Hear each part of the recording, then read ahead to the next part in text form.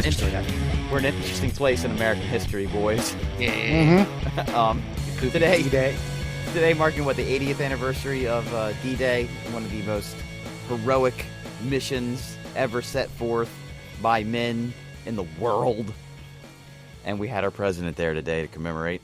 We need to debate something here. Alan, if you do the honors, let's just see what potentially happened at our D-Day ceremonies.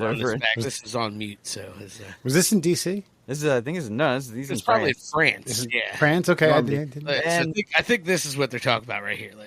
Yeah, there's an odd up and down. Okay, so that's a very short version of the video. After that, Jill puts her hand to her mouth, and then, I'm not going to sit here and say, she was like, oh my God, but she was definitely like, huh. And then they were supposed to greet all the living soldiers that were in attendance, and old Joey was escorted from the premises, and Marcone continued to do the ceremony all by his lonesome. So I guess the debate is... Did he poop himself? I mean, maybe. That is an odd pose to take, isn't it? It's a weird pose. I mean, it's not one that I haven't seen old guys. Sometimes old guys become permanently that pose. True. It's not that weird for an old guy to take that pose, but it does seem a little odd. It could have been a squeeze out. I won't rule out pooping the same way I won't rule out probably a dozen other things for a person this age. Yeah. And maybe a couple of them are gastrointestinal related. He may have had a cramp. That's standing. I mean, that'll tighten up a muscle. I don't know. I mean, I've seen it just weird abdominal pain, something that that seized up on him. Who knows? But again, I won't rule out the old number 2. I won't rule out oh, wait a minute. Maybe he was just so emotionally stirred up. Maybe he was just, got himself to a state where he couldn't control himself. And bloop. God, I wish there were things. Maybe he just didn't want to meet the living soldiers. Figured this is the best way out of it. So, can't do it now. Sorry. One of them, at some point, we was shaking hands with some of them, I guess, earlier in the day, and one of them came up to him and was like, "Don't get old." It's just like, too late, motherfucker. That train is on the tracks. Yeah. All these, you figure the youngest of these living men is probably 97. Right, we were 17-year-olds were going over with they would fake their age to be able to enlist or get drafted because that's what you did in World War II. Not a lot, but you're figuring what 97 to early 100s. I'm sure there's a handful of triple digits in there. Yeah, and just such a different time on the globe, such a different fight, cut and dry, black and white, good, bad. Beat, win. That's it. We've really muddied the waters, just like Biden probably muddied his pants. Did you ever meet a guy? Now I don't want to get into that. We're still debating whether or not old Joey B number 2'd. We'll never know. Yeah. It's just with anything that comes out with both of them. I'm like, look, it's feasible, man. They're both. He fallen asleep in trial. Well, I mean, you ever been in trial? It's fucking sleepy. Thank you for that. I don't fucking blame them, but I mean, it's a bad look. You know what I mean? Yeah. Same thing like that. That even if it was like I was trying to squeeze one out, like a fart, real quick. I just needed to get. I know where I was, but I had to get it out. Tummy pains. But it happens to the best of us. We've discussed it on this very show. But I was just say. Yeah, bad luck. At 22 years old, I'm certain. Once I know for a fact that someone during an internship was teaching me some video editing techniques, and I fell asleep in the chair in front of a computer while a supervisor of mine was next to me and looked at me and goes, "What? Did you just sleep? Did you fall asleep?" Yeah, I did. I'm really sorry, man. And I know for a fact either a calendar year before or after, I tried to get silly with a fart. It's like, hey, guys, listen. Oh, okay. I pooped my pants. Yeah, man. So, 22, 23, that's... I know. It just seems like this is a common occurrence. Okay, we've got with on one side the common occurrence is courtrooms. On the other side, a common occurrence is forgetting to put the Depends on before leaving the airplane. It's just, it's a problem. I know we've maybe discussed this before, but like, can we? No matter what side, at some point, can we all just collectively, even if we're just lying to ourselves, can we just like rah America just for a little bit? Just everybody kind of come together and just like, we need a reason. We need a fake. Yeah, but our reasons are always bad. We need a fake. We need the government to fly planes into buildings or whatever. No, we don't. We shouldn't do that one. No, we can't do that. Well, one. like something like it is what I'm saying. No. Yeah, I'd prefer no. We've already used that one. You know what I mean? We can't circle back. Running out of tricks. We're running out of stuff. But yeah, that's all you need. The airports are too secure now. You know what really is the problem is we don't have a Toby Keith banger to really unite America. And Toby Keith is gone, and we'll never have another Toby Keith banger. That's what I'm saying. But you know what kind of banger we did just get? Eminem just put that fucking Houdini song out. Yeah. And I'm surprised at how really good it is. Yeah, I heard someone at work talking about it. I haven't heard it. Was it good? Yeah. I kind of hate the beat. I think it's very cheesy, but it captures an audience.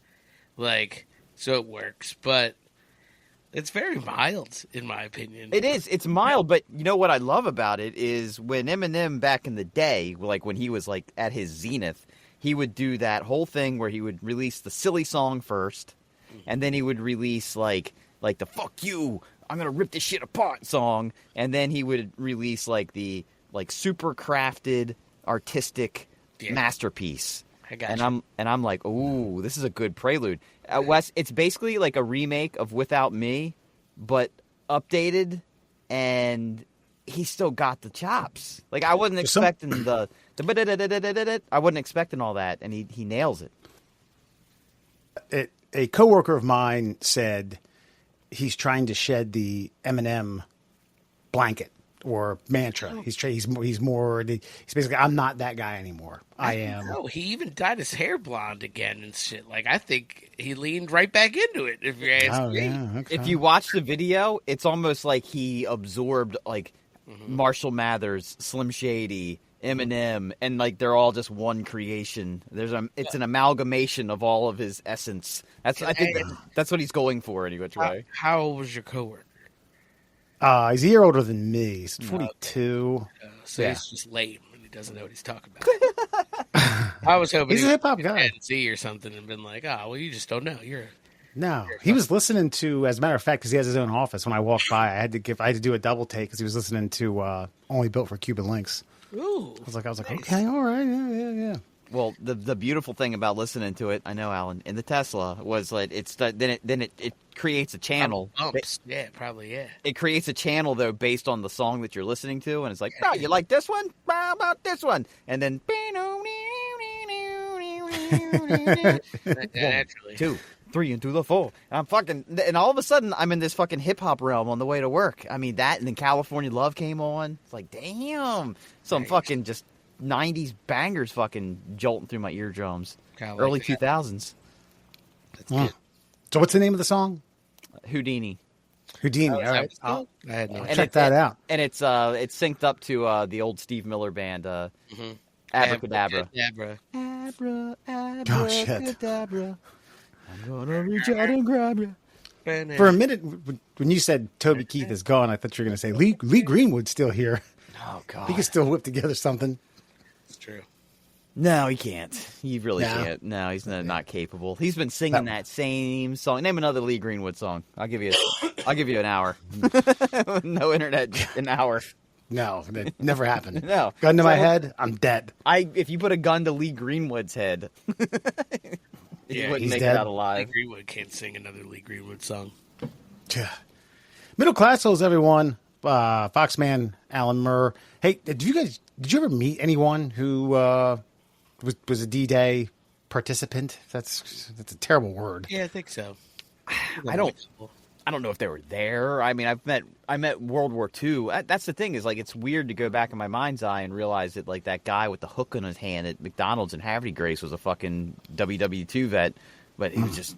But I didn't realize because I was so young that I mean, they weren't that old when we were in the 80s. I mean, you're talking Right. like 40 years ago now. So, like you said, if they're like reaching 100, they were in their 60s. Yeah. So one of my grandfather's best friends was not only a World War II vet, but stormed the beach of Normandy. Wow. Didn't talk a lot about it, but this incredibly funny story that my mom told. Then her grandparents later confirmed, or her parents, my grandparents later confirmed that during like the late 60s, early 70s, they used to do like a host, like a foreign exchange student. It was like 4 or 5 years older than my mom and her sister, who was either spend a summer or maybe like a semester at the local high school.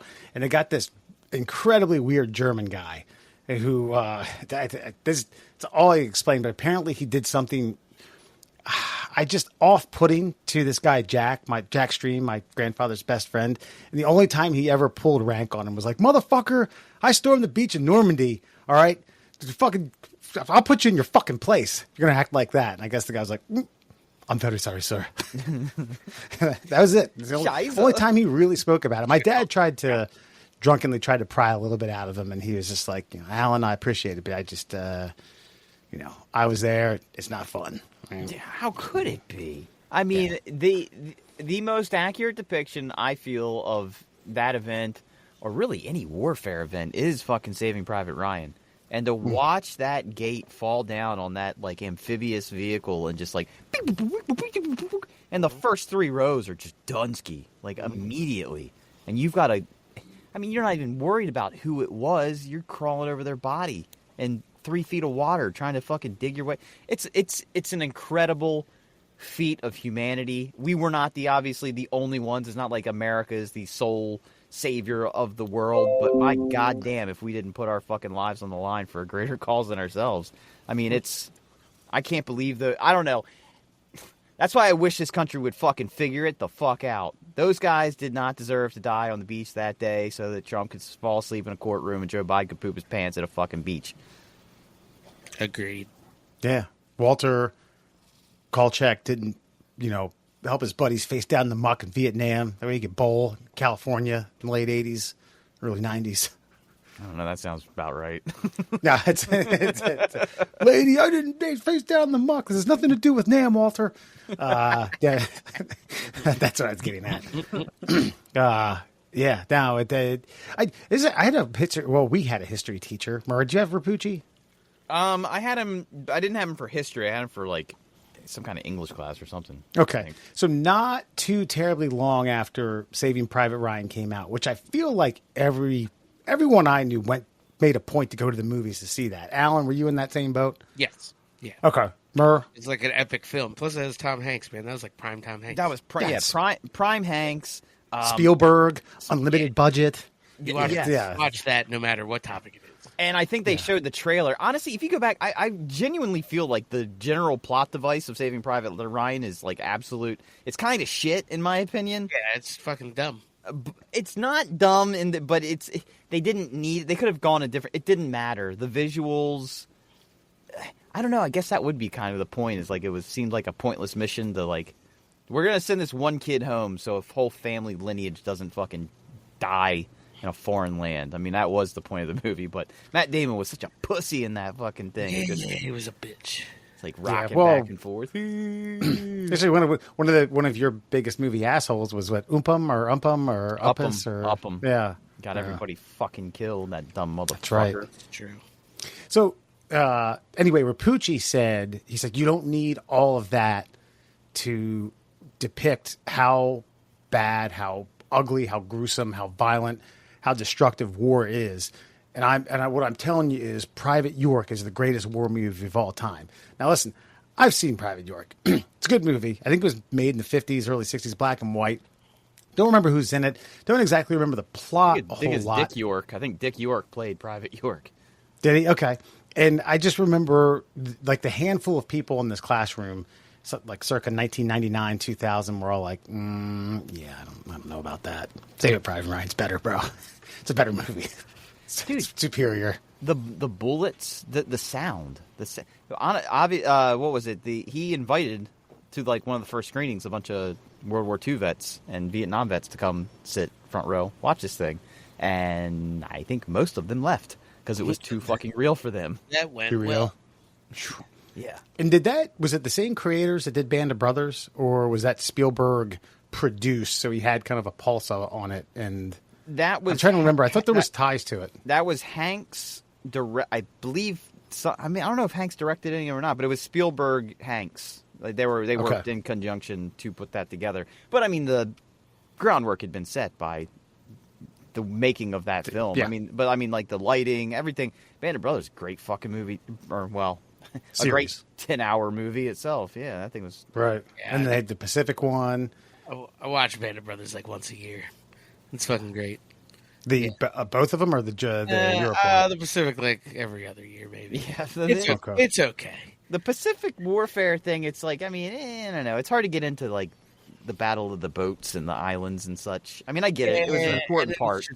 It's also not like, this sounds dumb, because I was reading an article about how like America does kind of romanticize war, but that's kind of our thing. But yeah, like there's nothing really sexy about, fucking getting fucking like sand fleas all over you and fucking, the Japs poisoning the water hole and shit. You know what I mean? Like it was I've always thought back and been like, man, if they would draft me, just please don't send me to the fucking Pacific. I'll go freeze my ass off in the German forest over Christmas any day of the fucking week. Keep me out of the island swamp. No thanks. I'll tell you too. The older I get, like the more I do romanticize this stuff. If we could have only combined like the aftermath of the Pacific Front minus Korea and all the other shit, like just the way we handled Japan. And if we could have been able to apply that to, like, Eastern Europe, God, the world would be a better place. Like, what happened with MacArthur is he treated the Japanese with such respect that they treated him like a god, and it went straight to his fucking head. And he was like, I can free all the Asians. I will do so. And he's the one that got us into Korea and everything else, because he was just like, I did it here. I'll do it again. Watch me. Whore. This is another hot take. I've read reviews from movie pundits and critics that have said Thin Red Line is better than Saving Private Ryan, which I don't agree with. I think I saw them within like a 6-week period too. It came out relatively close together. And that was all psychological, like man versus the like whatever, like being tied up and wrangling with his emotions of war. No, Saving Private Ryan was equal parts fucking doom, death, and destruction and psychological. Like when Tom Hanks breaks into like, I was a school teacher. Like, oh God, like it fucking hits you. Like your balls fucking send a tingle through your body when that's not what he says. He says, "What's it up to?" And they're like, "What? What's it up to?" The pool, right? You guys got a pool on me, right? What's it up to? I was a school teacher. I was like, fuck, man. He's aware. He knows what's going on. And you realize that sometimes fucking just bravery is locked inside the most delicate of cabinets, and Tom Hanks just wants to go the fuck home. This is what I could. If bringing Ryan back home gives me an opportunity to see my wife again, that's what I'm going to do. Yeah. Doesn't matter what the mission is, man. So Biden pooping his pants, Trump falling asleep in court, new Eminem song, and I think we recapped some of the greatest war movies of all time. I don't know. This actually didn't tip the iceberg. There's dozens upon dozens. There seemed to be a big era of Vietnam ones too. This is like Michael J. Fox one, Tom Cruise, ton of Platoon. That was Charlie Sheen, bro. Jacob's Ladder, which isn't exactly a war movie, but it's fucking Hamburger Hill, a Vietnam movie. It is. Yes. Man, Apocalypse Now. What a terrible Hamburger Hill. Hold on, we didn't stop. I meant to say, did you guys watch fucking All Quiet on the Western Front when you were in high school? Yeah. I've seen it, but it's been that long. That's a good fucking movie, and that's one of those. You don't see a lot of World War One in good cinematic fucking presentation, and yeah, that looked like it fucking sucked real bad. Yeah. But yeah, if you haven't seen it, then there's a new one. It's pretty fucking good. Dude, there's I can't remember where I saw this image, but it's overhead shots of like there's still fields that have trenches like dug into them. Oh, and like fucking like mortar shells that haven't exploded and all types of crazy shit. I think that the scene in that movie, if you guys remember it, like they really probably get you. I mean, there's a couple, but it's also one of the reasons like later why I find out that like serrated bayonets were no longer deemed fucking acceptable in warfare for humans, because it's like, God, come on, guys, fucking. There's a time when like a French guy and a fucking German guy get stuck in a mortar shell ditch, and like as fire is like rampant over their heads, and they fucking kind of realize they're next to each other, and the one guy stabs the other, but then he has to sit there all night fucking listening to this fucking guy die and bleed out. Ugh. And instead of just killing him, like he kind of freezes, and you just watch them fucking spend the night together, and it's awful. Yeah. Tummy sticks. Yeah. War. Yeah. God. Well, there's also a great story of like it was like there was a ceasefire. It was World War One. And they had to because they had to go out and hunt wolves because they were both being decimated by wolves. And they're like, "All right, guys, time out. Seriously, we gotta go fucking handle this wolf situation. We'll team up." And then we'll get back in our holes, and then we'll kill each other in a week or so. But right now, we gotta get these wolves because this is fucked up. Like I don't need to look both ways while being bit or shot at. Like I mean, this is the brutality of it all. Like makes us. It should really put some perspective in people, like how lucky we are to fucking argue about the dumb shit we argue about on a daily basis. You're right. Without threat of a draft or a period. During your late teens, early 20s, were you I think I've heard some stuff like World War II and Vietnam. It was like pretty much a 30% chance, sometimes 50, depending upon some other like variable factors and things like that. There was a video that went up not too terribly long ago, and it was like the first lottery for the Vietnam draft. And the way they had the parameters, and it was like, I don't know what was on TV that night. It was like, breaking news right now, we have the first lottery for the Vietnam draft, and it went by like birthday. There was like 3 factors, and it was like, so you'd be sitting at home and you're like, and it's like they draw 3 things, and if you're part of those 3 things, well, start packing your shit. Fuck, man, could you? Yeah. And I would have gone. That my shit, fucking watching it, my shit would have hit, and I was like, damn, first wave, baby. My dad got drafted, and they could not go because he was a terrible sleepwalker. My dad got drafted as well, and he's got a fucking dead spot in one eye. Like he can only see so far, and then it's a black spot, and he's had it since he was younger, and he couldn't go. My dad was enrolled in college, and they weren't taking college students. College students, yeah. That's my old man later on confined to a buddy of his, a coworker that I had met about feeling somewhat. We met him at an arms fair in Aberdeen Proving Ground. Nice. Like, oh yeah, dude, this for a 10-year-old, this shit's fucking bananas. And he said something about like for a while I had kind of anti-American feelings about not being out with my brethren, guys my age, and fighting the good fight. And this guy who was a Vietnam vet was like, "You didn't miss anything, man. Just count your stars that you were a shitty sleepwalker, bro. That was You're fine." That was fucking some Americans to the meat grinder for some not great reasons. 12 years, 13 years. God. Stop the spread of communism. That's right. Yeah. That's right. Yeah. That domino effect, baby. We had to prop that domino up. We were like, whoa, Russia, what are you doing? No. Yeah, we're going to come over. We're going to come hang out. We're going to come see what happens. And It's a pretty... didn't really amount to much. No, they won. They won. They beat us. At the very least, it was a draw, and that's still a loss. Yeah. In our eyes. Yeah. No, I think there's a great. I've said this on the podcast before. It's a Jamie Lee Curtis movie with Kevin Kline. Someone else. It's called A Fish Called Wanda, and this English guy baits Kevin Kline into stepping into freshly poured cement to get stuck by telling him the U.S. lost Vietnam. He's like, "What? No, we didn't." And he takes steps like, "It's like, oh yes, you did. You got your asses kicked. Those Vietnamese, they pummeled you." He's like, "You," and then he gets stuck and runs off with Jamie Lee Curtis. It's a great fairy tale ending. I can't remember that movie. I remember it was weird. And I remember I watched it and I was probably too young to really get it, and I never watched it again. If Kevin All right. Taint's in it, it's kind of weird. Yeah. Yeah. Was that movie where he was faking being the president? Oh, Dave? Dave, yeah. Yeah. Whew. I think it's on Sigourney Weaver. Yeah, Man. he was like a doppelganger, and it was a whimsical tale back when being president was fun. That's right.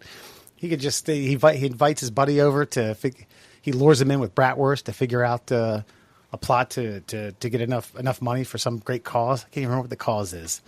Anywho, all right, Murr, we got a friend or foe, and we got a doozy on our hands. All right, let's get to it. Going to read a news story to you. See if you agree or disagree, and it has to do with, I guess the spreading of information, the spreading of humanity to humanity. There's a remote Amazon tribe who's finally been connected to the internet, and unfortunately, they've wound up hooked to porn and social media. A reclusive tribe in the Amazon finally got hooked up to the internet thanks to our good friend, Elon Musk.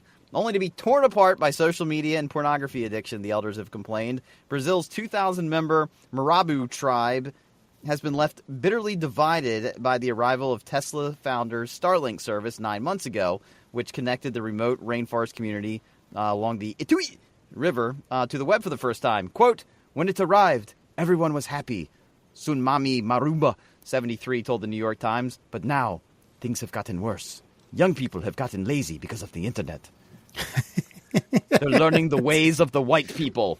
I'm a little offended by this, by the way. I gotta say, the ways of the white people. I'm pretty sure there's plenty of Latinos, African Americans, whites across the United States that are equally addicted to porn and social media. It's not. The laziness of the internet is mutually exclusive of your cultural background or your race and demographic. Yeah. The story just goes on, but they said that we're worried about the young people. They wanted to try it.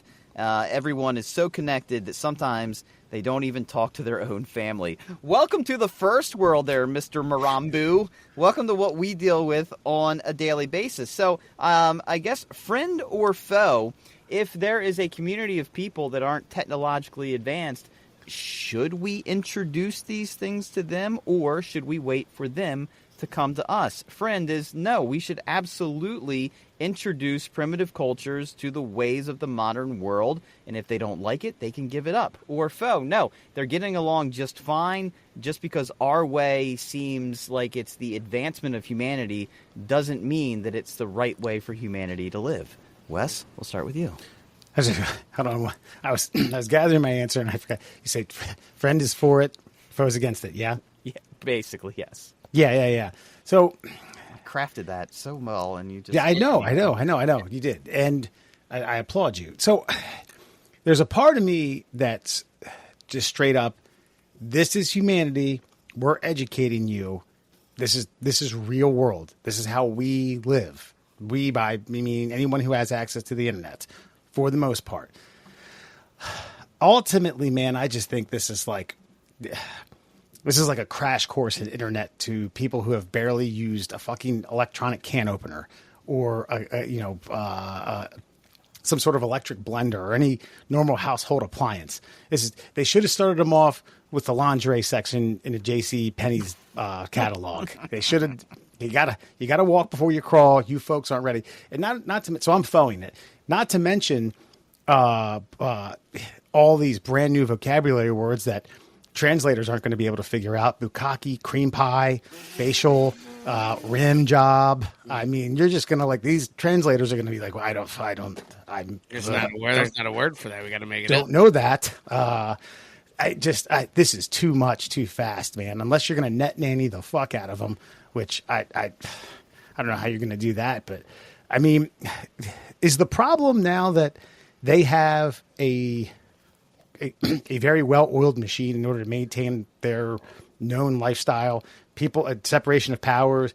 These people do this. These people do that. These people do this. And the internet's basically just sabotaging all this, and everyone's just fucking beating off in their huts. I would essentially say, yeah, that sounds about right, is they've kind of just given up what their daily lives used to be to do this. But Alan, before you answer, I do want to say, initially the internet was heralded as a positive for the tribes because they were able to contact the outsiders for emergencies, They were able to watch videos about how to deal with some of the snake bites that were a little tricky for them in the past. One of the elders said it's already saved lives, but it's also, addicted them to everything else.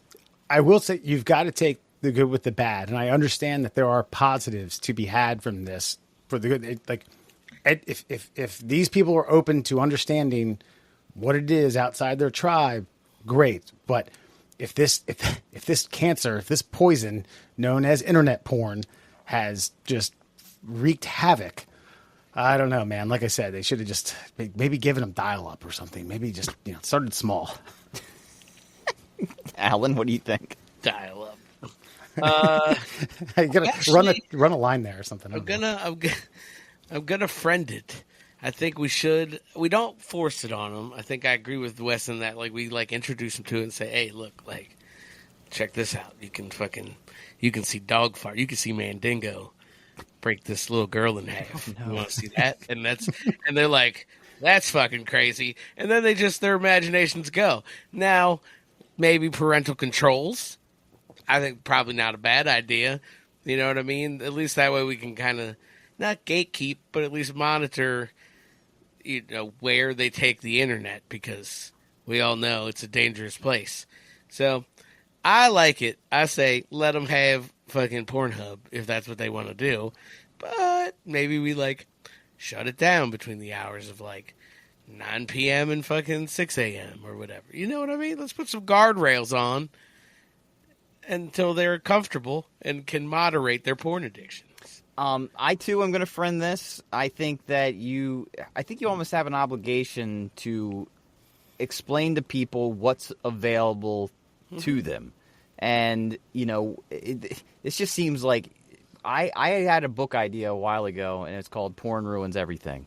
And it's just a compilation of stories about how everybody, I think every American male at least, has a story where they're, I won't necessarily, it's not always an addiction, but their love affair with pornography has somehow ruined a potentially great moment in their lives. And I feel like maybe because they haven't been able to be exposed to this, that maybe this is kind of like that honeymoon period where they found all the things that you shouldn't be able to see, but you can now. And maybe they'll get over this. Because just because they live where they live doesn't mean they're dumb people. And so imagine now you've got this set of bandwidth in their brains that's got all this potential and all this capability of doing great things, but doesn't have the knowledge or the know-how on how to put it all together. Because I've seen plenty of kids that live in dirt huts in Africa that are building their own car out of scrap wood and pieces of metal they found on the side of the road. They're geniuses who don't know how to focus their energy. So we might be missing out on the next, sorry, Alan, the next Elon Musk that's living in the Amazonian jungles. Darn. But they didn't have the opportunity to expand their knowledge base because it just wasn't available to them. So I think you should make it available to them. And I don't think you should put guardrails up. I think you got to let people be people and let them figure it out for themselves. Yeah, that's fine. I mean, not forever. I'm just saying, let them get a taste of let them start with Wikipedia or something. You know what I mean? Something dangerous but not too dangerous. Then you get into the fucking, hot MILFs and stuff. You know what I mean? You just ease into it is all I'm saying. I wonder how long it took them, the TTP, the time to penis. I wonder how long it took them to I know. It was probably short. Yeah. I also I don't know if currency means anything to them, but if they think it does, how long before you think an OnlyFans thing pops up? Tribal OnlyFans. Believe me, I've been thinking about this since we saw the story. Tribes. Yeah. I mean, they've been downloading. I'm waiting for some uploads. You know what I'm saying? I mean, I'm looking at a picture of an elder couple here with this woman whose tits are so saggy. I mean, they're going into her it almost looks like something that's covering her stomach, just loop down there. I mean, and it looks like elephant tusks coming out of her nose. I mean, can you blame them? Can you blame them for going straight to it? Yeah. No, not really. No. No. I mean, you can look up anything. Anything? Anything. Oh my God! I'm looking at Like, this look, woman. we're all of a time where like we first got the internet. What was your time to penis? You know what I mean? Like, what was your, well, not penis, but like, what was your time to boob?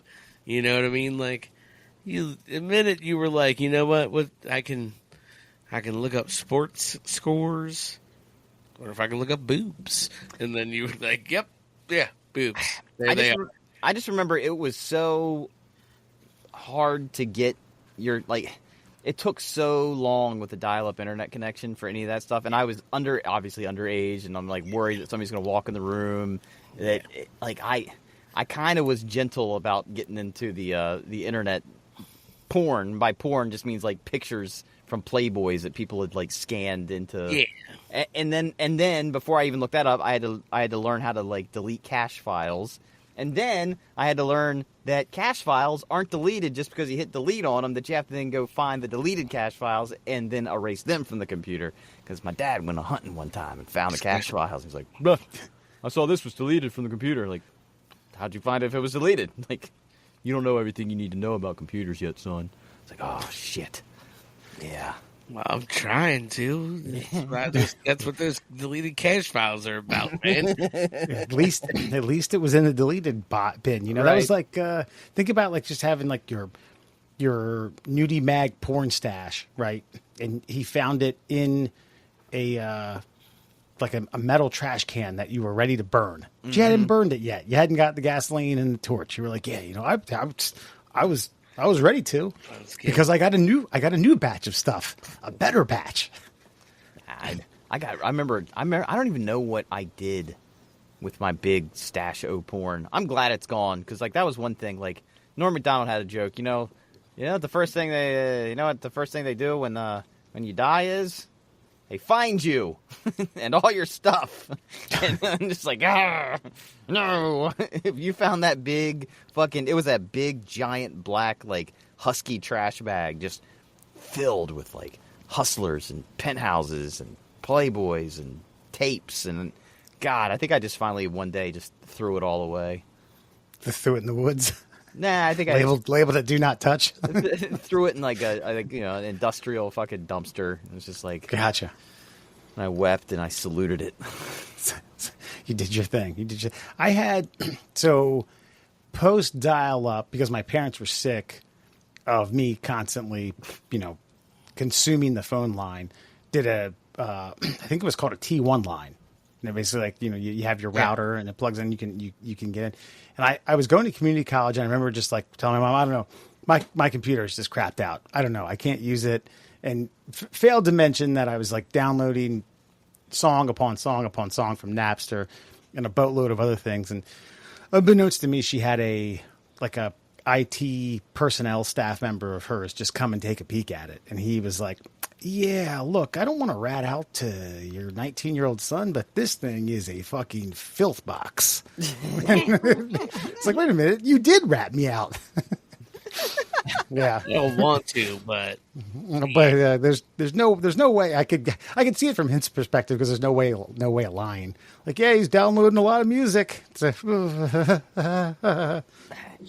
mean, he could have phrased it differently. He's downloading a lot of files that are that the computer is not capable of handling. You know, something along those lines. But yeah, it's a filth box. Yeah. Well, I had it in a folder in my documents that said "Do Not Touch." Yeah, that's good. That's good. Nobody ever looks in that one. Top secret West files. Don't go in under any circumstances.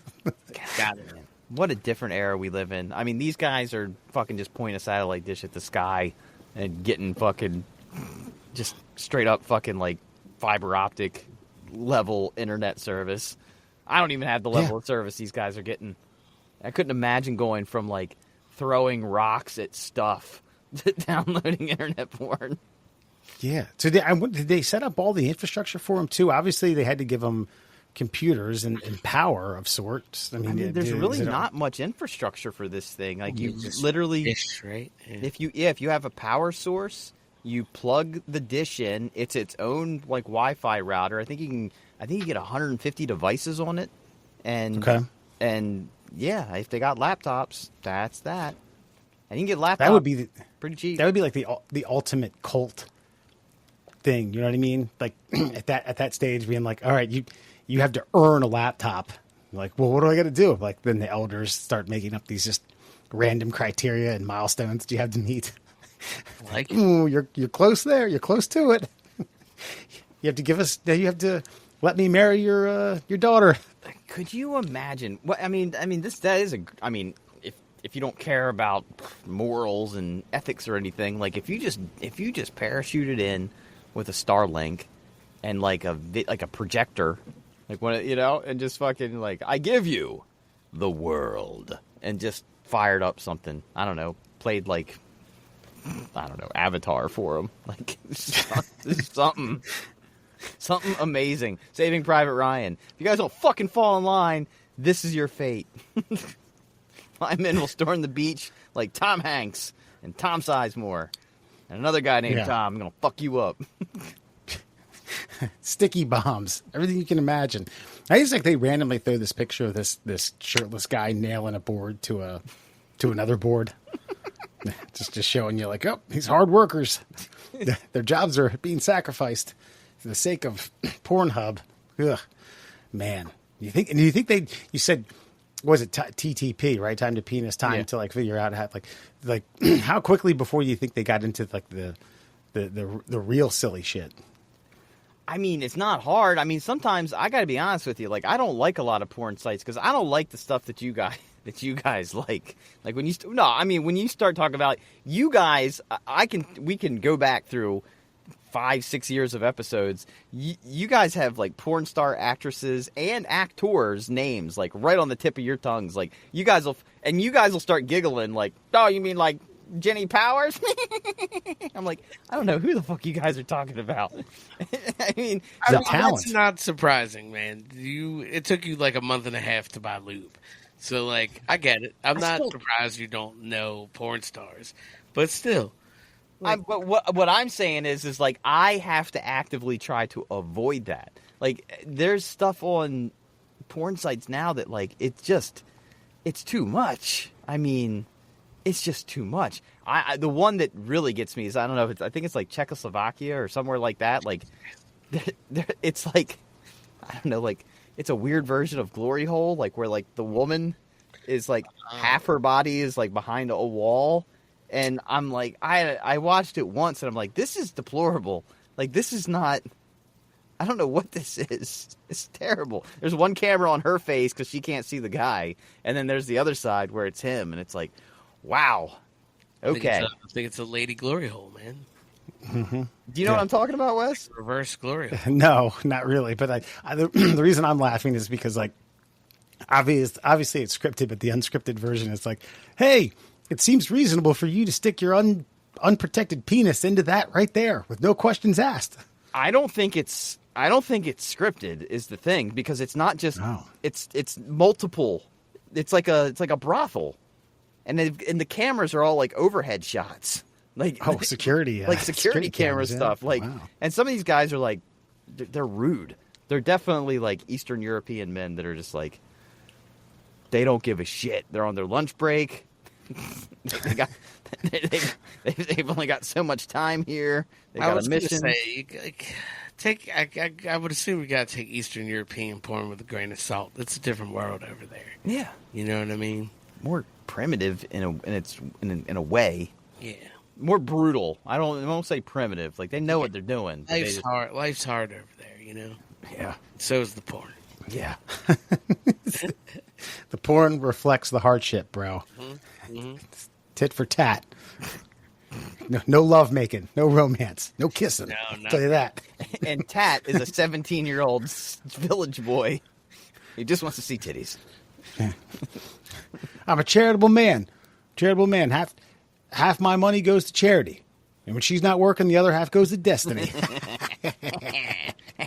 So we got two friends and one foe. That's fair enough. I don't hate it. I just it's like I said, I do it slippery slope. But hey, man, if If it's going to enlighten some folk, I guess. Listen, we're all addicted to, like, maybe to a lesser extent, the three of us, but, like, everybody in this country that's online is addicted to something that is unproductive on the internet. It doesn't have to be porn.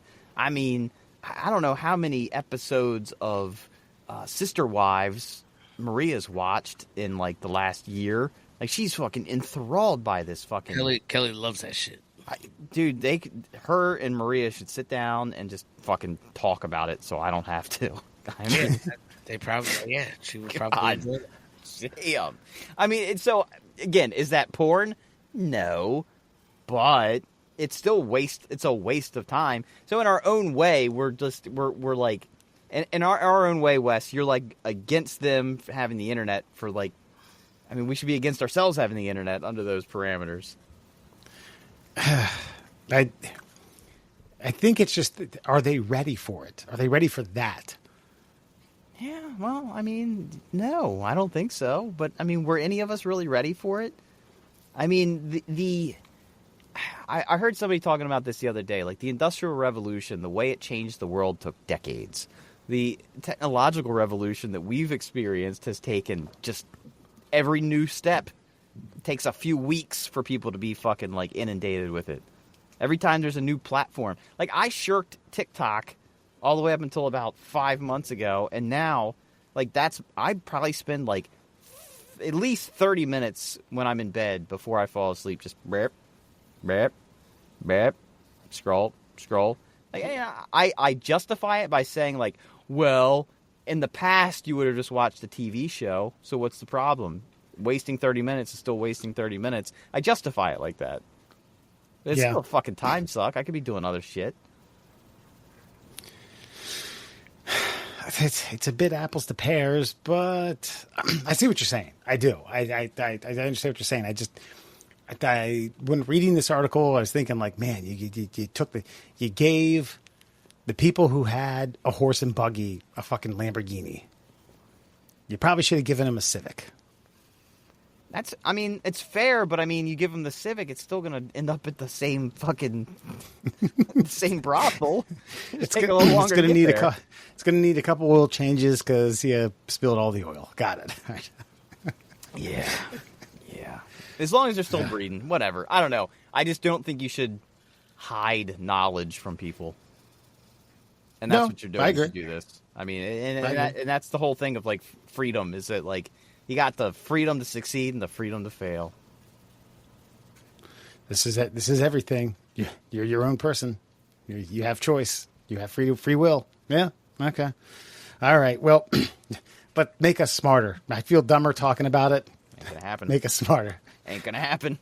These 3 sheets of paper, I'm sure, were researched on the same internet that Tuk and Woo Woo were using to find the old X-hamster on the internets. Let's get to your Fun Fact Friday. It's OMG Facts, brought to you, of course, by our great friend, the Cuckster. You can find him on Instagram. It's Cuckster4Life, the Cuckster.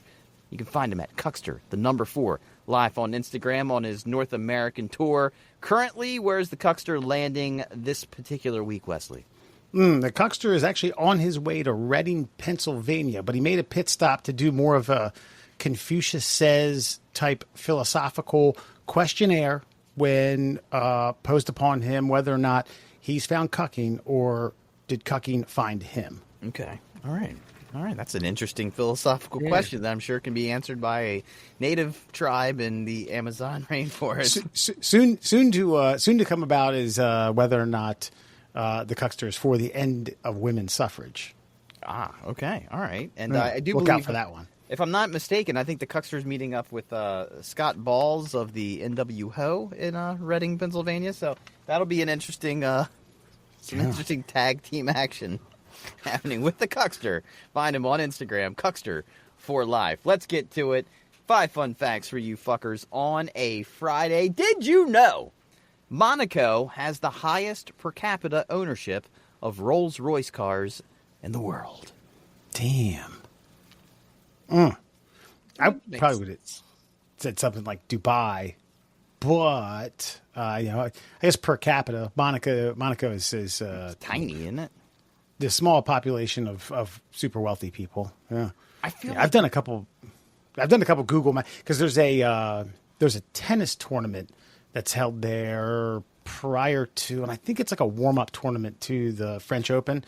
They do, because French Open, which is currently being played, is on clay, so they'll try to do like 2 or 3 tournaments on the same surface to get these professionals kind of warmed up. And Monaco hosts one, and it's fucking. I mean, it's the only thing that isn't a major about it is it's not a major. It's ridiculous. The stadiums are fabulous. They're right there. The people, it's glitz and glamour.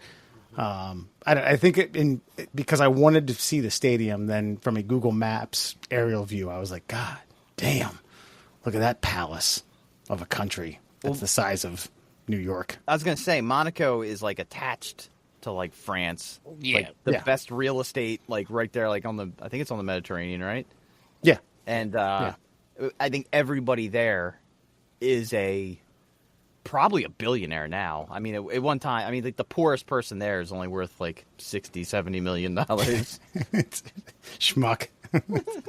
I want to look up the population of Monaco because because you're right. Like, how many people, and their flag is just a solid red. That's red and white banner. Let's see, Monaco, government, yada yada. Come on, GOP. I don't care. And rolls that has to be something that has to be kind of a cultural status symbol. Like they could buy a Bentley. They could own Pretty small. They could own something similar in ticket price that's equally as glamorous, like a Bentley, like a higher end Mercedes. 39,000 people in Monaco, and yet they have the most Rolls Royce. And by the way, what a Rolls Royce, like minimum, you're looking at 100,000 a car. Yeah, it's probably more than that now. Probably, but yeah, minimum. I'm saying minimum. Yeah, that's a real fixer. When you go to buy that at the dealership, the dealer's like, "Wait, really? You want the bare bones model? Are you fucking kidding me? Yeah, man, just want this one. Wait a minute, you don't want the wooden footstools? You don't want the hand warmers? You don't want the little cleaning puddle for you to get your fingertips in there? Get your digits nice and clean after you polished off a chicken Caesar Sammy?" There's some Rolls Royce that somebody was showing off. Some YouTube video I watched years ago, and it's got a champagne chiller in the back seat, and it's like I don't know, like a dildo shooting up out of the ether. Just a chilled bottle of champagne comes up, and then out of nowhere, whoop, 2 glasses come up. The only thing it doesn't do is pour it for you. It's wild.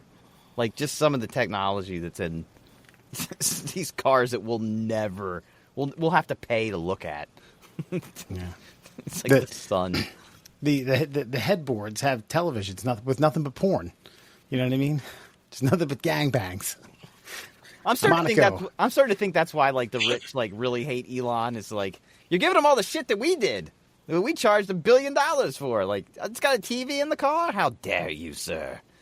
Direct internet link. How dare you? You shall be crippled and fooled. It's got TVs in the backseat headrest, so the people driving behind you can be entertained. What's he got on there? Oh, yeah, blacked. Thought so. He's watching a cartoon. That son of a bitch. Did you know there are nearly 7,000 languages spoken in the world today? 7,000. Seems like a lot. Yeah. What sense? There's a shit ton of fucking different, like, little tribes and populations that you don't even fucking know about. Do you think that goes away if, I know we just to beat on this internet horse a little bit more, like, if everybody in the world did have internet access, do you think the languages would shrink drastically? Like, nah. I mean, I would think you just get more people speaking English as, like, a common tongue, which is kind of happened anyway. But no, I don't think so. Because, like, language is language all over the place. It's just always changing. You know what I mean? Here's or something. Just shitty English dubbed porn. Like, oh, yeah, give it to me. It's porn dubbed into English from a creepy German man. Gotcha.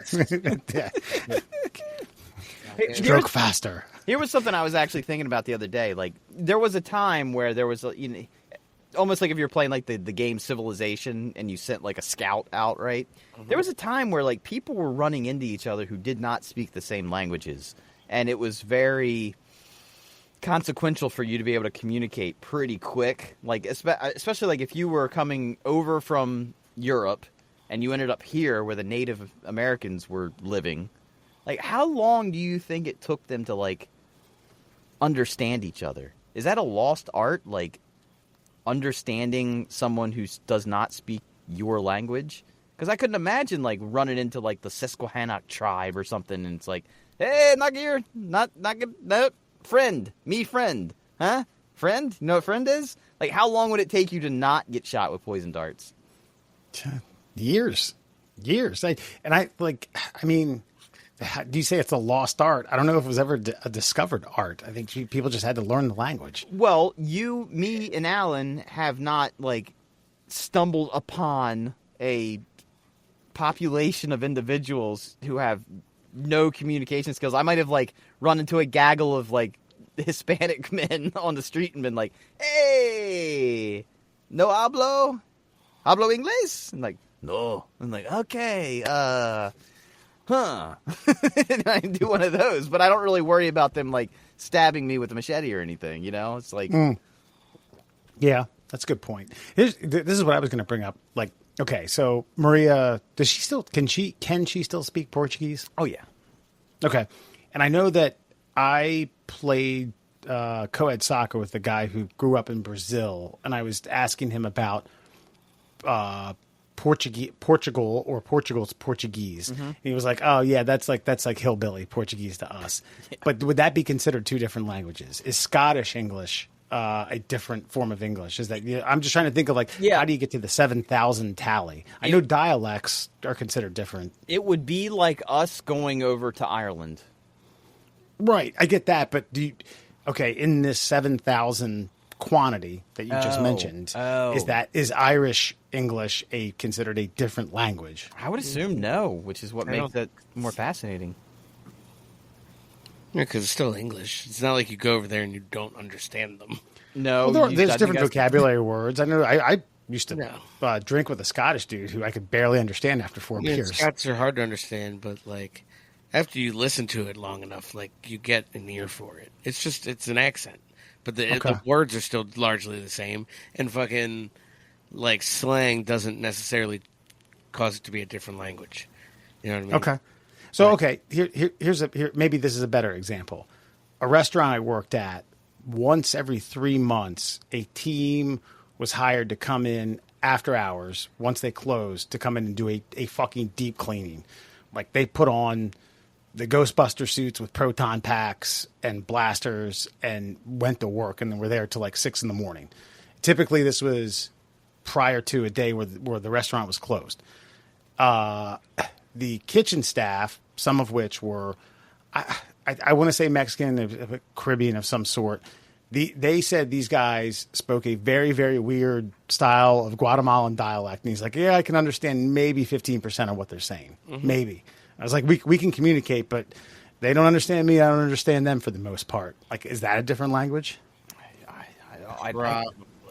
I'd almost want to say yes. I mean, I don't know, because I don't know. I feel like too sometimes like facial feature, like facial expressions and things like that, like can help you communicate a language that you have 0% knowledge of. So maybe even like, I mean, what's the linking words? What's the 15% of what they're saying that he understands? Like the verbs? I don't know. I have no clue. I found it fascinating that these guys were like, kind of like, and then looking at me like, yeah, I got a little bit. Yeah, well, I got to get the fuck out of here. That's all old Mayan fucking territory. So yeah, like that makes perfect sense. Just something in old language that it kind of morphs. It's like part Spanish but part not. You know what I mean? It's part Spanish but part still the native fucking language that their ancestors spoke, and they still go out in the fucking mountains or in the jungle. Like they wound up in Perryville. Yeah, with proton packs. Yeah, it's just wild to me. Like, I mean, I know I'm a dumb American. I only speak one language. It's the most spoken language in the world.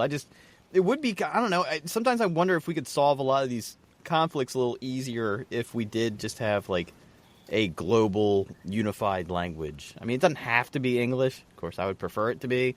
But if we were all like at least in line, like isn't sign the most universal? No. Sign language is like the most non-universal language. Apparently, because you're learning your language. Sign in different countries and shit. Yep. I thought it was what like one sign for a word universal. Okay, plate meant.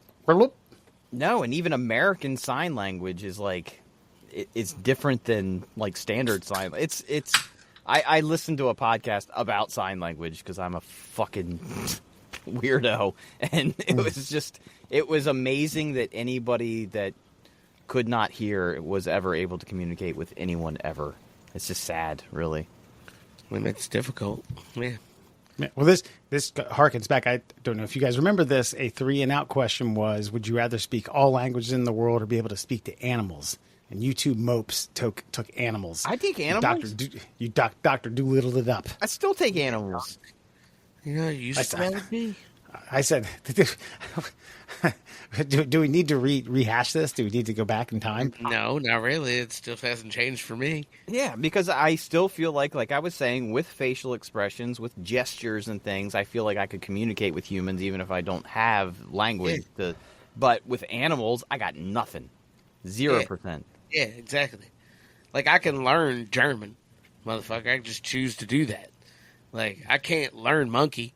You know what I mean? Yeah, but, okay, in your lifetime, you can't learn every language. Not every language, but I don't really, do I need them all? What if I got the major ones? You know what I mean? You know what I mean? Like, I think it would take almost a lifetime to not only learn, but then to obtain verbiage from like a half dozen. I'd go out on a limb and say, because I have Spanish, I could quickly learn French, Italian, and probably Portuguese. Mm-hmm. Yeah. Pretty well. Yeah. So that's Portuguese 5. and Spanish were worlds apart. Maybe they are, but they aren't. Like it's like Spanish and French had sex with each other and then went to a jungle country in South America. Like, ooh, that's sexy. Okay, I like it. All right. Yeah, it's wild. Like, I hear words and then they finish them weird, and I'm like, why'd you say that? Why'd you do that to that word? I know that word, but you fucked it up. Like, that's how I hear Portuguese. Okay. But it's it's a cool language. But again, I could probably learn those very easily. Mm-hmm. That puts me at 5 fucking languages, like right off the bat. I'm good, man. I'm going to most of the world with those 5 languages. But you'd rather talk to the dog who's like, hey, food, got food, yeah, or the monkey, or you're selling yourself. You keep getting stuck on a dog being hungry for food. You know, well, it was a squirrel originally. Yeah, it was a squirrel. Like that. Yeah, either way, you say it's nuts. It's like every animal. It's like an elephant's, like fucking. But for me, it was the misunderstood animals. But okay, here you go. Maria has been working in the yard, and she said there were these 2 birds out there, and they were going nuts. And she was like, I don't know what's up with these birds. They're going nuts. Well, apparently, as soon as the birds flew away, she turned around. There was a fucking snake coiled up with its head up. And it was just a black snake, but it looked like it was ready to strike. I was like, those birds were trying to tell you there's a fucking snake behind you. They're actually... Because she was pissed off at the birds for fucking cackling around her and not leaving. And I was like, those birds are trying to fucking warn you that there's a snake right by your legs ready to fucking bite you. If we were Dr. Doolittle, it would have been like, snake, man, snake. There's a snake. And you'd be like, oh, shit. Okay. I'm thinking this of more of a global ambassador level. Okay? Like, not you every day putzing around and be like, I know every language. I mean, like, you could just go to the UN and be like, all right, pay me $5 million. I can translate everything for everybody. Whereas all of a sudden you're like, I don't know what good. I guess there could be some good from being able to translate animal into human. Yeah, dog. Stop killing me. Stop taking over Florida.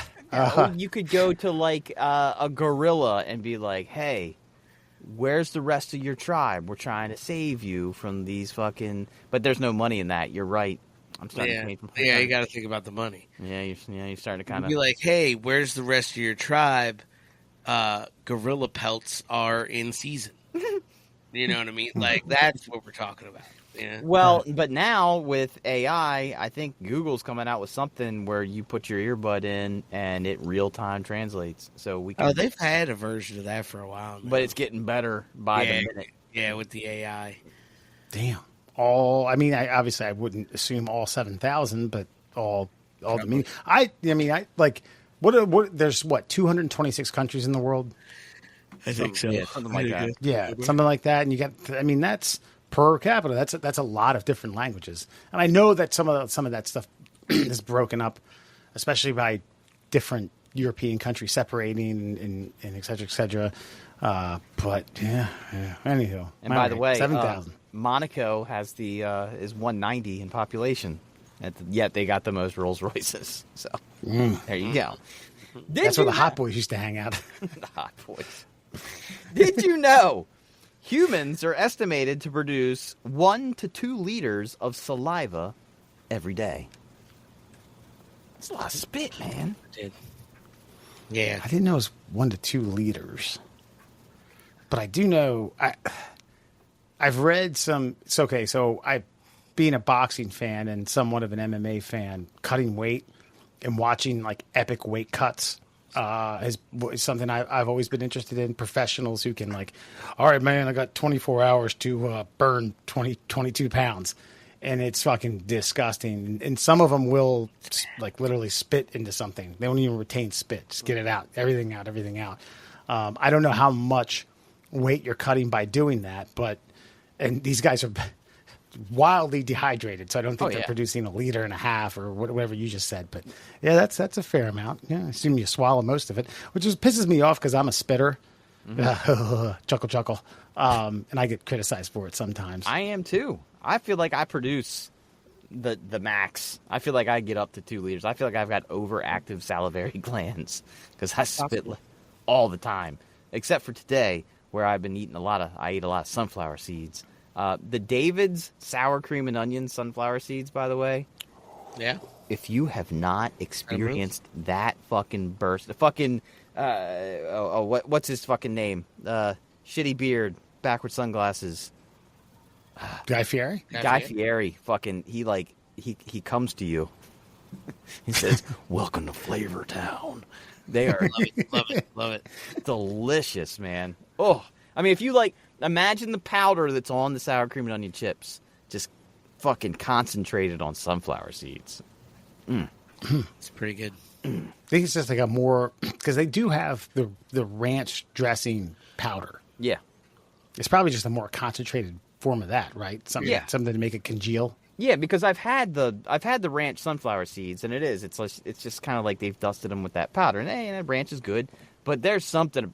I did not expect like the full flavor burst of sour cream and onion. Gotcha. I mean, it doesn't even taste synthetic; it tastes legit. I'm just telling you, this is not an ad for David Sunflower Seeds, but it's an ad for David Sunflower Seeds. Hey, man, get you some of them. It's been a while. I think I'm trying to remember because in my Little League days, there was like a jalapeno cheddar that was always pretty good. The barbecue seemed to loom large in the palates of the hillbillies that I played baseball with. You know, and you keep it in your back pocket. Hopefully you don't slide and crush them. If you do, you dig around there, you put them in your mouth anyway. Yeah, man, dude, and you don't lose that art, by the way. Once you've got the sunflower seed cracking ability. Yeah. Clack. Yeah. Pocket one side, push, crack. Yeah. On. Yep. And I work outside, so it's just like I went through they say a quarter cup of the sunflower seeds is like 90 calories. I'm like, well, we're going over our limit today, sir. Because I ate one of the whole fucking bags of them. Anyway, did you know the idea of painting fingernails originated in China, where the color of someone's nails indicated their social rank? I just wonder who was painting the nails. Because, like, if I'm painting my nails, I'm painting them whatever color the folks in Monaco are painting them. You know what I mean?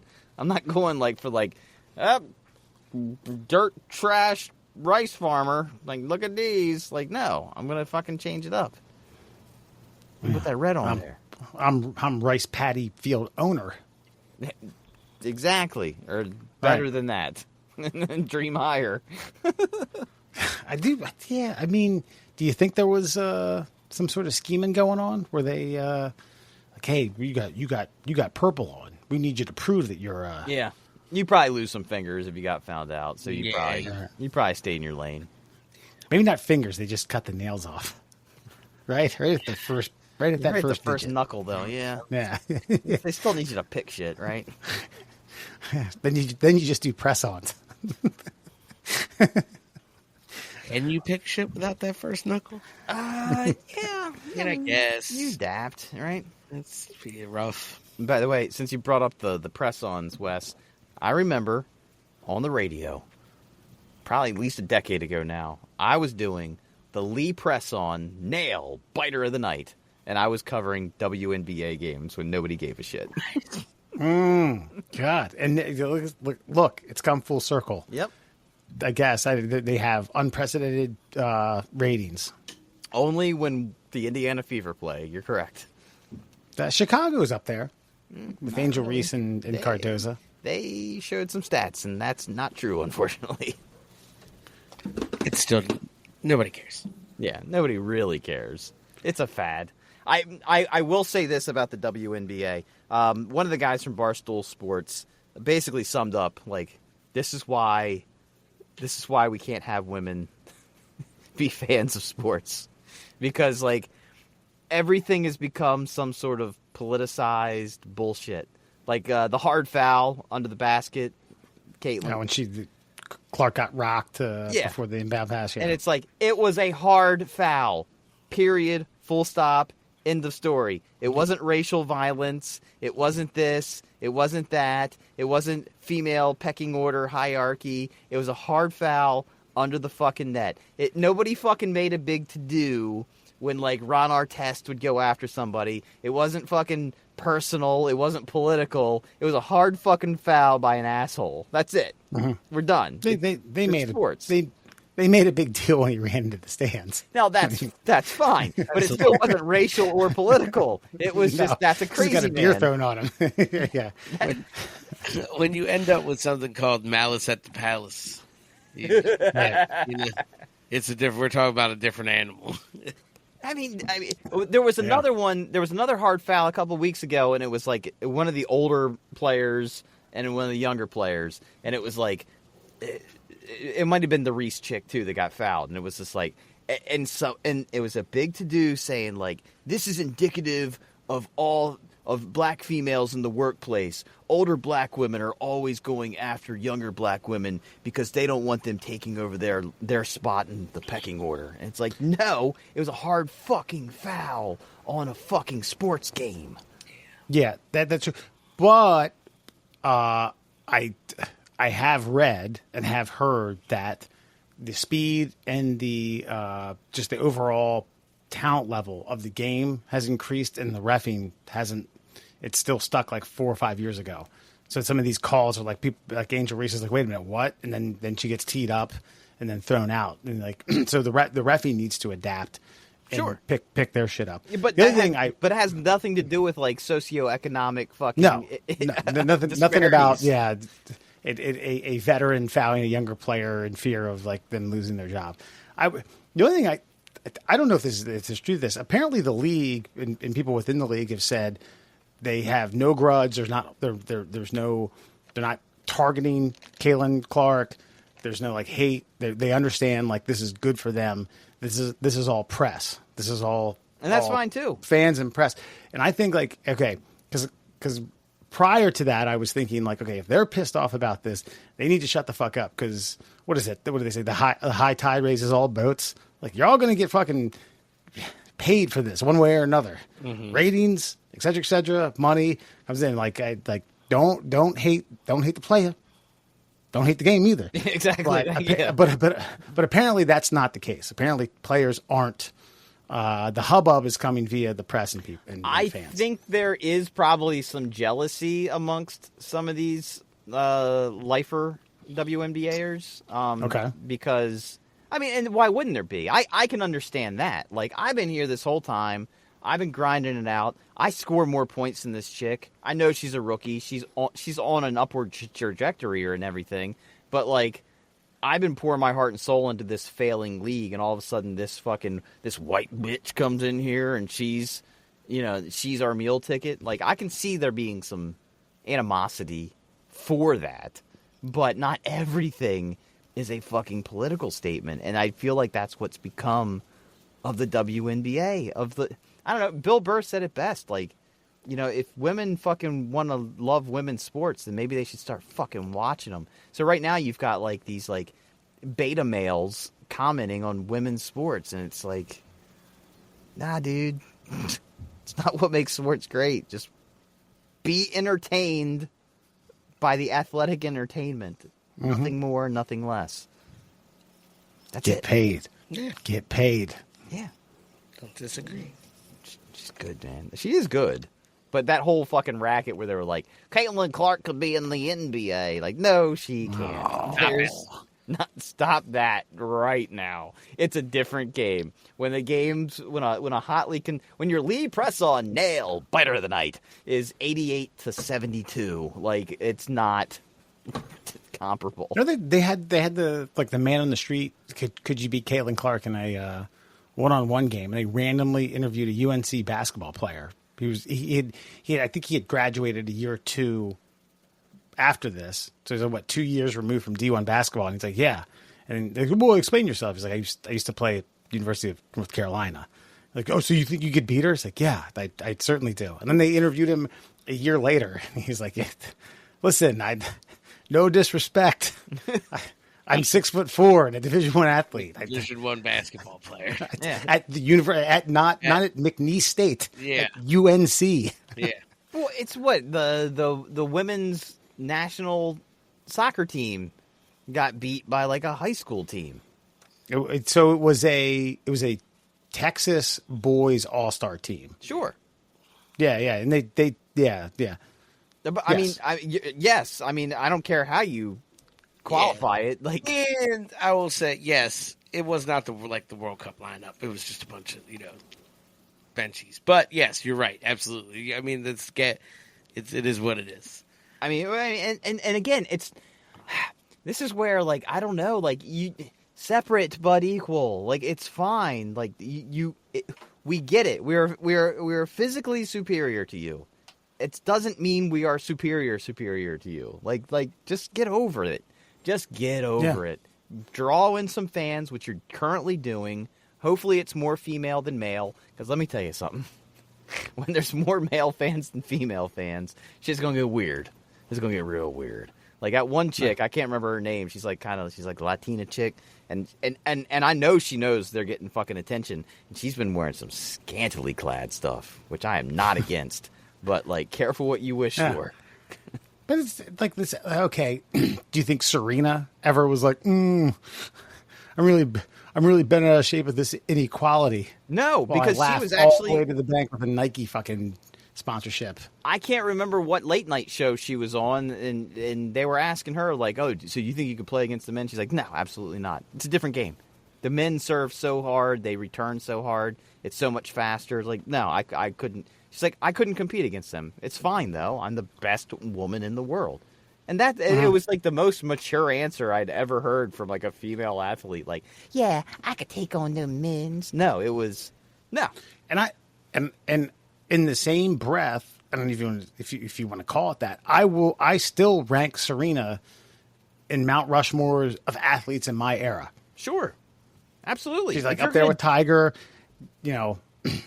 Because this is the way I look at it. Like, exactly what you're saying, this is my qualifier for it. Like, if Conor McGregor fought Brock Lesnar. Conor might be a bad example. Who was the fucking Arab dude? The undefeated... Silva?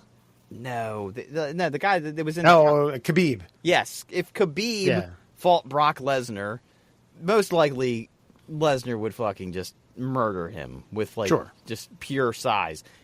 That has nothing to do with, like, the skill of the fighter. It just has to do with, like, you can't compete physically against this monster. That's just not a thing. And so, Right. like, that's the way I look at. So, yes, you're right. He's still considered the greatest fighter, the greatest mixed martial arts fighter of all time. Just because he can't, like, beat this mountain of a man doesn't make him any less of an athletic specimen. Right. So, Yeah. yes, I do agree with you about fucking Serena. And they're just like dominant and also polarizing. You know what I mean? She not only just changed it with her athleticism and winning, she cashed in, bro. Well, And yeah. rightfully so. I mean, just like, just she became more than a sport. Sure, you know why, though? It's the same thing with Tiger in golf. Is like he came into a place where he was not initially welcomed because of his race and fucking ripped it apart. Serena goes into a place where she was not only not welcomed because of her race, but her fucking social status and fucking showing the bitches what was up. And so God bless her for that. Yeah. Well, and her poor sister. She only won 7 majors. I know, right? Just wasn't as stacked. I know. Number 2's got to come to Christmas every year. God. Yeah. How many Wimbledon did you have? 3? Pussy. And finally, did you know everyone has a unique smell? Identical twins smell so alike that most times only trained dogs can tell the difference. I've smelled some people. I got some fun. Isn't the whole the whole thing of like dogs potentially finding something to like smell? They give the someone who's close to that person, whether it be a parent or a loved one, gives the police a something that's like a shirt or a has their blanket, scent yeah. on it. Yeah. Okay, track that. Yeah. Yes. But what's your point, though? I lost you, Mur. Oh. Can you hear me? Yeah, I can hear him. Oh, we lost you for a second, so I wonder if it's on your end. Uh-oh.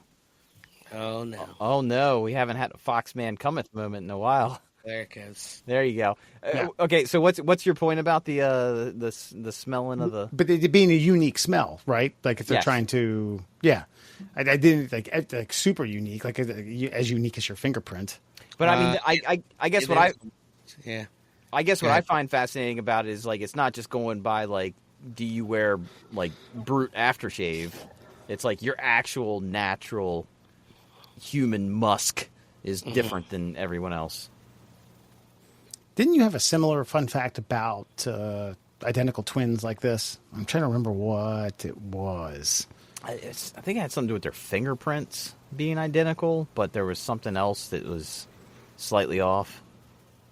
Taint girth. Yes, It's probably that. Yeah, I thought so. Anal Which gape. obviously sweats differently, which produces a different scent. Anal gapage, things like that. Keno gapage. Taint That's right. length is really the big indicator, honestly. That's right. Yeah, it doesn't. If the taint don't fit, you must have quit. Taint girth is one thing, but taint length, you know. Would you rather have a girthy taint or a longer taint? That's a good question. I feel like the girth taint, you're going to end up looking like Baldar. Yeah. You'd be like, yeah, you're gonna be like, got a weird gait to your walk. Really bow-legged, maybe. I guess the Yeah, length, really girthy.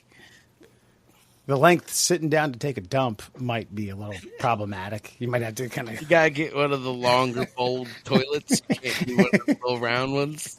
That's right. So- Like a half pipe. A half pipe.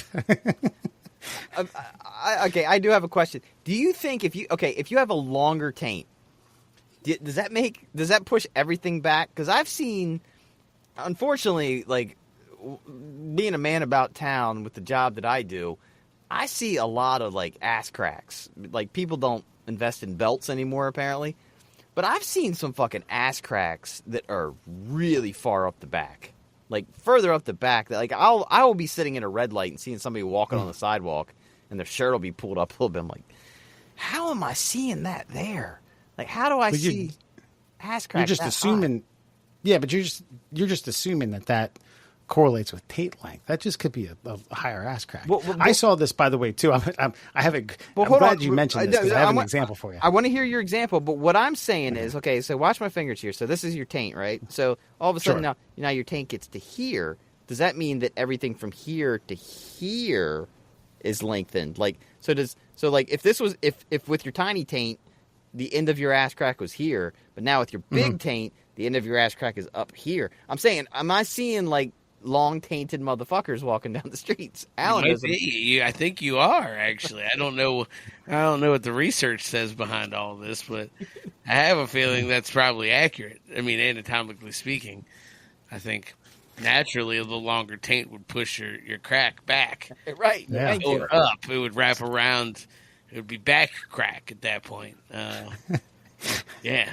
The physiology is Yeah. weird, yeah. And taint length is apparently linked to penis length. I feel like I need to do, like, I'm going to have to start tackling motherfuckers and, like, pull their pants down in the name of Let's science. see your taint. Let's see your taint. No, dude. Tase them. Pull their pants down. Get a measurement. Thank you. Fucking blow darting them in the fucking middle of Elkton. That's right. Pull out your 3-ring binder. Make a little note. A little notation. No, Sarah and I were on our way last week to an Orioles game Friday, and it was 2 younger individuals walking in front of us.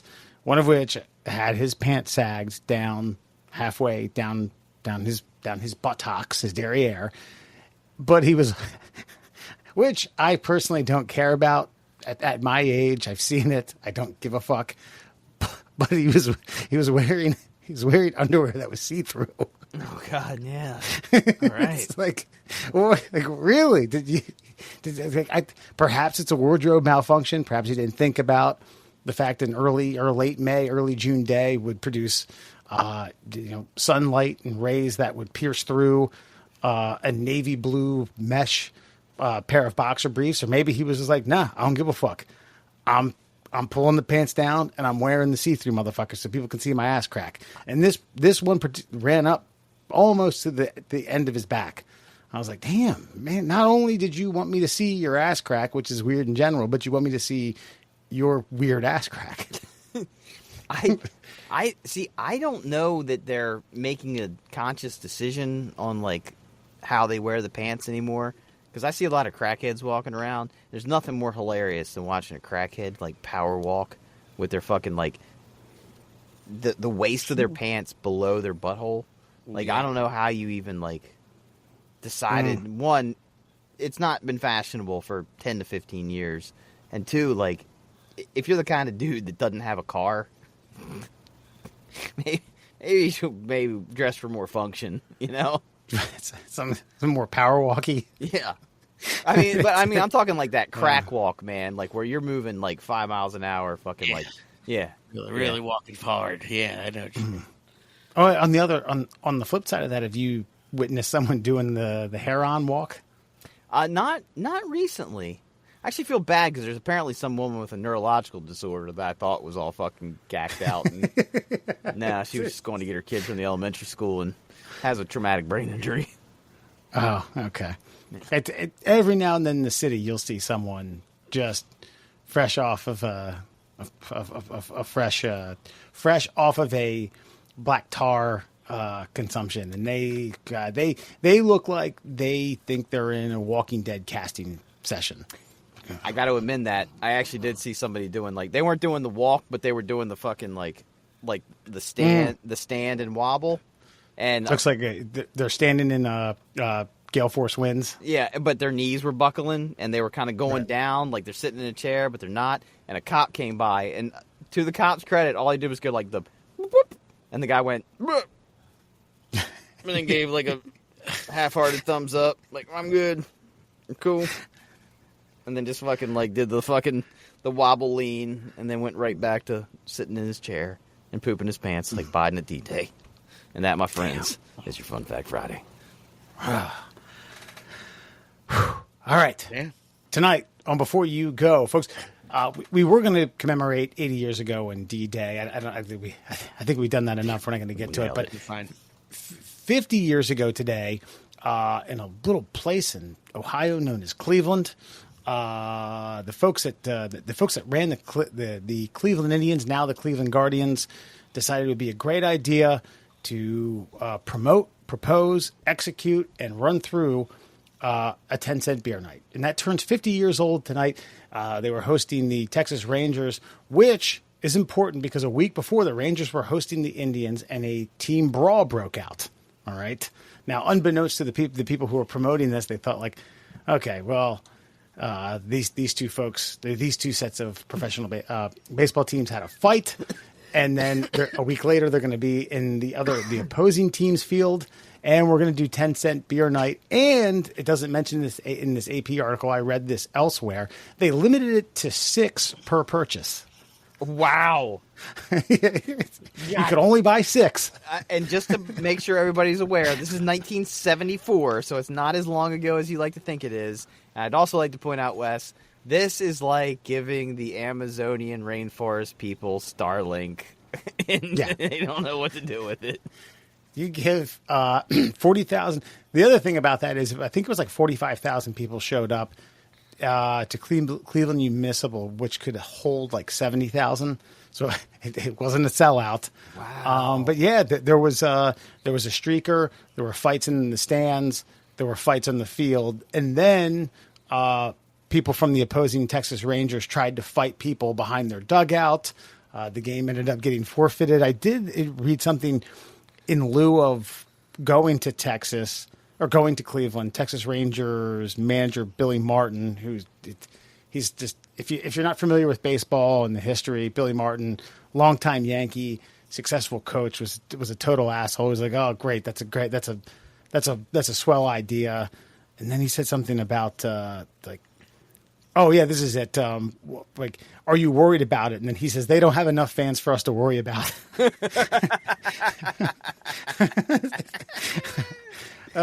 Yeah, about the second inning, fans started running back and forth across the field from the left field bullpen to the right field bullpen. It's just basically thousands upon thousands of 10-cent beers got consumed, and hilarity, quote unquote, got ensued. Yeah. I'll never forget when Eric, the guy, the bar guy, you know who I'm talking about. Like, yeah, he when he was trying to clean up the bar that he bought, which became the grist mill, he instantly raised the prices of domestic beers by like $1.50. And it's like, dude, what's up, man? Why are you doing that? He's like, you think the fucking riffraff that was in here last week wants to pay an extra $1.50 a beer? Like, gotcha. Sometimes the price of beer regulates how much beer gets consumed by the type of people that consumes that kind of beer. That's right. And at 10 cents, at six a pop, it's like, we've limited it to 6 a person. Can you imagine, like, so like, hey boss, can you get us some beers? Yeah, how many do we want? Get the maximum, 6. And then you're like, 3 fingers, grab the cups. Here's $1. Keep the change. Yeah. And by the way, I want to show you guys this.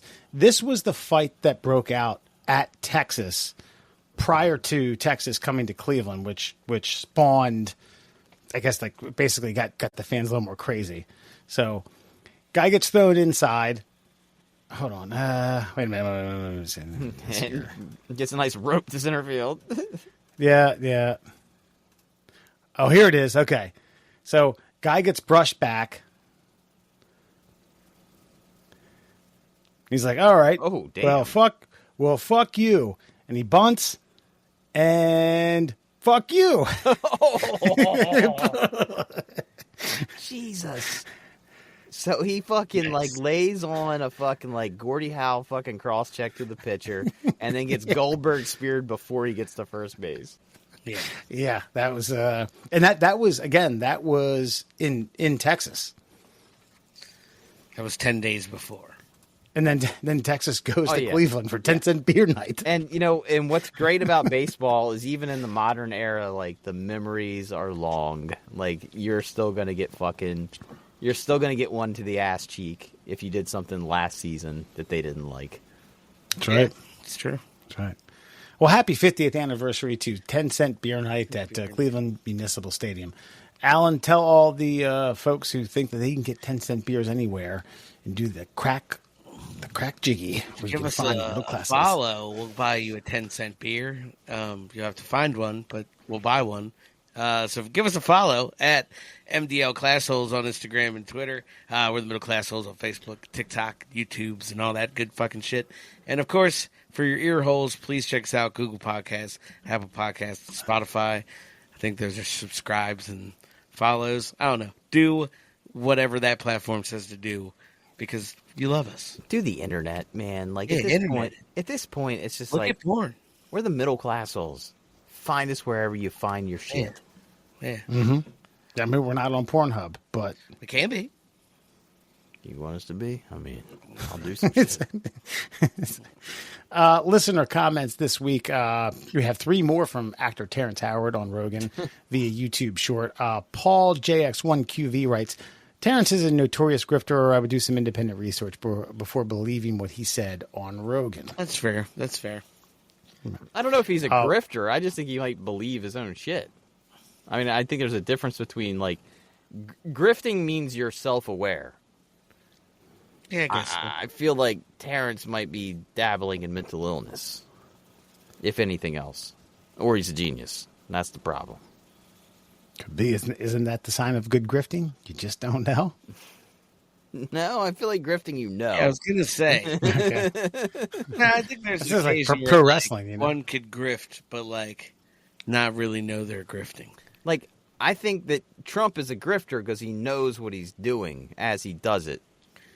But let's see, who's a mentally ill fucking commodity like Kanye? Kanye's successful, but he's got a lot of mental illness that propels his success. So he's not grifting; he's just interesting, I guess. Wizzle Main 3614 writes, Spiritualism. The wisdom of man is foolishness with God. That's a lot of crap that means nothing. I don't know what that means. Shut up, Whizzle Man. Eddie Joe 1722 writes, dude really has a bunch of patents. ... I didn't know that, does he? It does. Yeah, he's got a lot. Apparently, augmented reality and certain AI functions are like basically the not the Google Glass. What's that Apple headset that they put out recently? It utilizes one of his patents, and apparently a lot of these companies have to like cite his patent in order to legally sell their product. So he's got a lot of patents. But see, I also wonder too, like, I don't have any money, but I got a lot of ideas, and I wonder if I had my ideas patented, if somebody had to be like, fuck, this fucking twat from Conowingo's got an idea about the same shit we want to do. I guess we'll pay him some money. You know, like, I got a lot of crazy ideas that I can't make come to reality. But if I have a patent for it, does somebody have to, like, quote-unquote, buy my intellectual property in order to make something that works that I can't? I guess if you patent it, yeah. Yeah, that's what I mean, though. But, like, I don't have... But you have to pay for patents, and I can't... I'm not going to do that. I don't have whimsical money for stupid ideas. That's fair. Just need one good one. We've talked about this. I know. Nintendo prepped us for this. This is an Instagram post that I think I posted a day or two. It was Mike Tyson, Jake Paul, and then Mike Tyson, Glass Joe, side by side. Nice. MT Wolf 16 writes, "Bahaha! I hadn't connected the dots before today." Stormy Daniels TikTok. Is where I think we just dissected whether or not Stormy Daniels would be the target for hush money. And I said I don't have that money in general. Ben Taylor writes, Stormy Daniels is exactly who I would imagine Trump's first choice would be, or some twink. Not wrong. I could see, yeah. If Trump had a gay escapade, yeah, I could see that. But I think I think he's getting at exactly what I was getting at as far as like the type of porn star Trump would be interested in would be like Right. the blonde hair, fake tits, like obvious fake tits, like too much saline, you know. Like, Gotcha. Yeah. Gotcha. Couldn't even go after Nina Hartley. God, that bastard. See, this is what I'm talking about. What do you mean, see? I That's have what I'm no talking idea You about. know who that that is? Get No. the fuck The best ass ever in porn. I wouldn't go that far, but yeah, that's I would. that's crazy that you don't know who that is. Okay, fine. What's her name? Nina Hartley. Now she's like in her early 70s now. Yeah, now so. I think he's just fucking with us. No, Who? I swear. Me? No, Murr. Oh, yeah. No, Well, she's I'm not. like 80s, early 90s. Nina. Oh, She was in Boogie Nights, by the way. he was. I have my glasses on. All right, well, I will look this up. You do some research? Good. Struggling to find porn, man. What are you fucking... No, I'm not struggling. I'm just struggling to find this. She actually still looks all right for her age. Huh? Hold on, I haven't seen the golden era of it. Okay, oh, you guys are waiting for me to comment. Okay, all right. Okay, well, I'll wrap it up with the. Man, she actually had a. Okay, all right. Oh, okay. Yeah, you're not terribly wrong. They can. Man, she was like she's standing up. She must have been into CrossFit before CrossFit was CrossFit. Dude, she was. I think she just fucked a lot. Pardon the pun, but like she was deep into the game, deep into her later years as well. She still produces She stuff. still produces stuff, I'm fairly certain. Oh, then that Yeah, must it's all be GILF stuff, but well, you know what? Gilf stuff, baby. I've got a gilfy pleasure right now. God, So ridiculous. bad. Last one, Vince McMahon Pooparoo on Facebook. Steve Shaw writes, and this is the finale here. Explains his power walk. He was just stocking up for date night. Thank you, Steve. Thank you, Steve. All right, that's all the time we have for tonight, folks. Glad you joined us. Hope you learned a lot. Hope you go home and don't poop yourself if you're getting yourself worked up by the 80-year reunion of D-Day. And we don't. Murr, do we want to commemorate 80 years memorial for D-Day? Thank you. Well, absolutely. I mean, I feel like we actually nailed it at the top of the show. That these are the look. I mean, everybody. I feel as though that this whole like toxic masculinity trend that's been going on recently is, I don't know, kind of pussifying the people that you're going to want around if shit hits the fan. There was a time where men were quote unquote men, and we needed them to save the world. And so, like, I hope to God one day we all just realize this whole separate but equal, like, mantra that, like, we're good at different things. It doesn't make us better than you. And there were a group of men fucking 80 years ago that did the most difficult thing humanly possible. They left their families, they put their lives on the line for a cause greater than humanity. And we're here today because of them. So thank God they fucking existed, and they were as toxic as it fucking gets. It's a weird way to end that, but sure. By today's standards, they would be considered as toxic as it comes. And we're... I think that's just one of those things that you guys made up and you like talking about it a lot, but no, I don't think they would. What do you mean? They're just fucking guys. All right, let me rephrase that. Thank God there were men 80 years ago that fucking stood the ground and tested what humanity's capable of, because otherwise we'd be speaking fucking German. How about that? Probably Japanese, but either way.